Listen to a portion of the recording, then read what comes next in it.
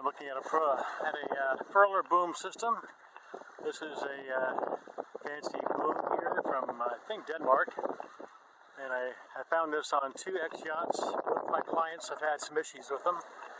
So I'll tell you what I like and what I don't like. All right, here we have a Furlerboom. Carbon, very nice, very expensive. It's got this is an X-Yacht X4.9, I think it is. Anyway, so we're out here looking at this thing. And I got 2 X-boat deliveries this year, one going to Tahiti and back to Hawaii and back to SoCal. That'll be the first one. And this boat here is just a Hawaii return in August. So we're looking at the boat, looking at the sail plan and so forth. So here's an issue on these X-Yachts. They've had cracking problems in the forward part of the boom here. So this is a boom replacement, but a big crack developed right in this area here on both sides, and it started opening up depending on how much torque you put on the boom. So looks like the issue there is compounded by the hydraulic vang. So the hydraulic vang, when you crank it down or ease it off, there's just so much pressure. All right, so it's under pressure. It's trying to lift the boom up against the main sheet, right?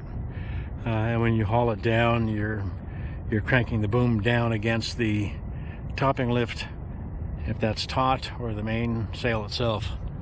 So this creates a huge lever arm, and you can see the main sheets on the way all the way back on the back of the boom there. So you got the main sheet way back there. You have the boom vang acting as a pivot point here, and then you have the gooseneck. So those are your 3 points of contact essentially on the boom. So when the main sheet's cranked down back there, it's wanting to lever the boom down that way, and all the pressure goes to the gooseneck. And conversely, if you try to bang down, then that's going against the topping lift or the mainsail, and that's putting load back here too. So the reason why this boom has been failing across the entire X-Yacht fleet, they've had to replace them at a very costly expense, of course, is because of this big lever arm that's working back and forth, especially when you have a hydraulic vang here in between. So we're going to have to be very careful crossing the ocean, and to do this effectively, we'll have to use the traveler and travel all the way up to windward when we're trying to get the boom near center to take the pressure off of that main sheet.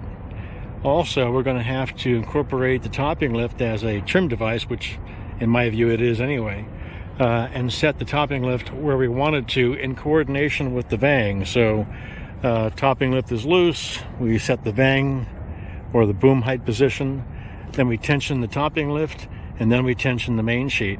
And by doing that in that order, the main sheet, when it's starting a tension, is working against the topping lift. So that way we can set our twist using both the topping lift and the boom vang to do that. So that's going to be more complicated and obviously prone to error, but hopefully we can make these few thousand miles across the ocean without suffering a boom failure. That's where we're working against. So I'm going to incorporate that system of using the topping lift to balance out the loads, so that we're not putting a big lever arm on the boom itself. This is a pretty fancy boat, but even fancy new boats have problems. You can see ours is working loose here on the gooseneck pin. These are rather small fasteners, in my opinion, working loose. A lot of force is being applied right here to the gooseneck. This is a very heavy boom. It weighs over 300 pounds. I think this is fiberglass. They do come in carbon fiber. The mandrel inside,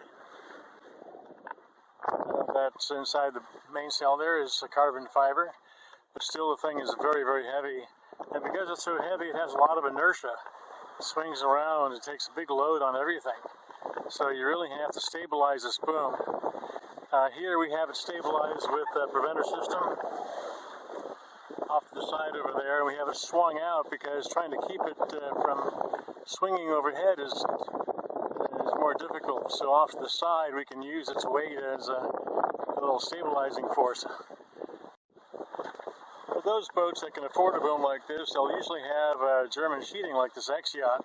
The trouble with German sheeting is that you can never know exactly where the boom placement is, because you have a two-tail sheeting system, and then you have a traveler. Right?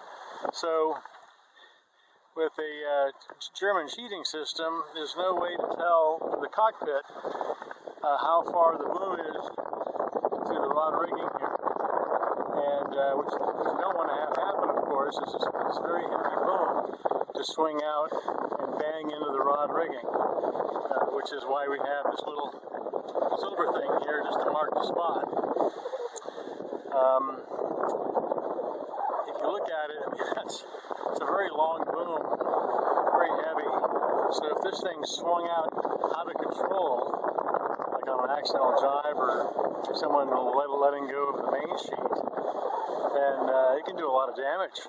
This thing will drive itself right into the rod rigging here, and you'll put a hole right in the boom. So if you have a boom like this, you got to make sure that it's protected from hitting the rigging, especially for those boats that have swept back spreaders like this boat does. This boom, like a lot of booms, has a bail. This one has a soft bail. So when the boom is extended, you see the bail there is slanted to one direction. And what that does is it redirects the main sheet. In this case, the main sheet is chafing right against the boom bank. So we had the opposite main sheet chafe. You can see that we tied off the German sheeting system, and we tied off one end of it right there where it chafed through. So in essence, excuse me, we're only using one tail of the German sheeting system. So the other side of it is just locked off. You can see over here on the deck,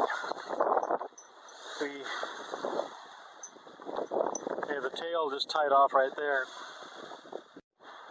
Some of these booms have hydraulic bangs because of the weight of the boom, which compounds the problem. This particular one does not have a hydraulic bang, spring-loaded bang, which does an okay job. Another client's boat has a hydraulic bang, and that one is works against the boom, or the boom works against it. So imagine if you had an hydraulic bang, and the bang had no give whatsoever. So when you compressed one end of the boom, like with the main sheet, that lever arm is going to work against the bang. It's going to pivot on the bang, and it's going to work up on the gooseneck over here. And same thing in reverse. If you haul up in the topping lift, it's going to pull against the bang and push down on the gooseneck. So you get this huge lever arm, very heavy, large lever arm, working back and forth like teeter-totter or like one of those oil derricks, and it's all working against the gooseneck. We've had both booms develop cracks along the forward edge of the boom there near the gooseneck. I think the way it's constructed, it's all fiberglass here, and then it goes into an end piece. That end piece is glassed in, and that end piece is taking all the load. Now, because the mainsail on this boat is high aspect and twisting works to great effect, we want to be able to twist or work the boom bang on this boat. So in order to do that, we travel all the way to windward to extend the main sheet, so then we can play the bang and therefore play the twist. However, the weight of the boom kind of works against that, and doesn't allow the boom bang to operate as it would a lighter boom. In other words, pushing up with a spring or pulling down with the purchase system. So we have to therefore use the topping lift back there to help augment the twist. So essentially we move the traveler to windward, we blow the vang, and we set the twist with the topping lift. Or if it's just a minor thing, then we'll leave the topping lift slack, and then of course play the vang for whatever twist we can get. Topping lift here is pretty thin, small line. I think a topping lift should be a second halyard, so it should be of that size and strength. And in this case here, because of the enormous forces of the main sheet pulling down on the boom, the topping lift tends to stretch, and therefore it loses its mark, basically. So we always have to have our eyes on the furl to make sure the boom is at the correct height, so that the sail doesn't get bunched up here on the furl due to the topping lift being in the wrong spot. That means you have to have the main sheet loose and the vang blown, and then set the topping lift at the right height. And we do have it marked, but like I said, due to stretch, that mark changes. Now inside of the forward end of the boom here is the big gear wheel, and you can see how thick that compartment is. It's about that thick. So there's a big gear wheel in here, and there's no locking mechanism, there's no redundancy, there's no access to it. So we have this furling line right here. It is an end-to-end butted furling line, one big loop, and we use that very cautiously in the cockpit to furl down the main and to set the reef in the main. So the problem there is that this gear wheel, which you can't see, obviously has large teeth on it and limited room. And when you have an end-for-end splice line like this, you can lose the splice like we just did. So that just parted today after about 7,000 or 8,000 miles, and that's not good. So we're going to have to be very, very careful about moving this piece around the gear wheel. Once it's around the gear wheel, then the cover should hold and then go through and back to the cockpit. So we're held hostage here by this one thing, right? So if we lose this line altogether, we would have to fish around the gear wheel. Mind you that the mainsail could be all the way up at this point, right? And the weather picking up and everything, so now we're in a big hurry to get the main down. So if that's the case, then we have to fish a line around this, and can't use that anymore because it's all busted. Can't take it back to the cockpit. And then you have to rig a small line. You know, there's a small loop here, an end-to-end loop, which we do have as an emergency furling line. And we would put a block down here, and then in that case, we would just, by hand, try to roll down the sail. We haven't tried that yet. I don't want to try that because it's going to be a monumental effort to do it well enough to furl up this big, heavy mainsail. Furthermore, we'd have to tie a truckless hitch in it to keep it from unraveling during a reef. So if we have this thing single or double reefed, and back in the cockpit there we have one line through a rope clutch, and that line is grabbing about half of that gear wheel inside here, and that's enough to prevent the mainsail from rolling out of its reef, taking out a reef. That's not exactly the sturdiest method. I mean, that gear wheel is pretty sharp, and you can see the line here is getting chafed, frayed by working the action across the gear wheel. So that's a lot of effort on that line, especially when it's only holding half of it. The question is then, why don't you just pull on both legs? Well, one, there's only one rope clutch in the cockpit for these two legs coming back. And two, as the boom swings left and right, this here, which is coming off of a couple of blocks down there is working, right? So this line is always working as the boom is swinging, because one leg is getting shorter, one leg is getting longer, and therefore the legs change lengths as the boom swings around, and then it's working on the drum there. Of course, the benefit of having an in-boom furling system is so that it's a no-brainer. You can unfurl and furl as you wish from the cockpit without having to do anything. Trouble is, that's not the case for us. I have to come up here every single time and stand on that on the drape guard there and peer into the sail or into the boom to make sure that it's furling correctly. As you can see here, I have a very narrow gap, and even then it's touching right there.